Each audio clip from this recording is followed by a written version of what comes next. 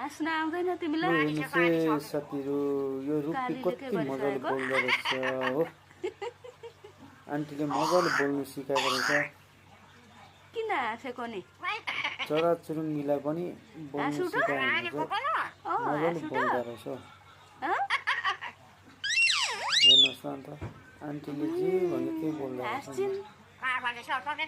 जान्दैनन् हाँस्न पनि, खोक्दा पनि रहेछ। खोक्न हाँस्न मात्रै आउँछ, बोल्न चाहिँ आउँदैन। बोल्नै आउँदैन। यता यता हेर न यहाँ। काली हेऱ्यो अहिले भनेको जान्दैनन् कालीले हाँस्न, मजाले बोल्दो रहेछ। खोक्न पनि आउँदैन। काली भन्दैछौ नि हौ।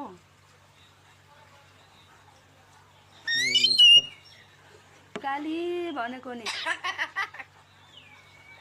कति के भएको? जे भन्यो त्यही बोल्दो रहेछ। ए काली के भयो? मान्छेले जस्तो बोल्दो रहेछ। कस्तो लाग्यो तपाईँले कमेन्ट गर्नु होला।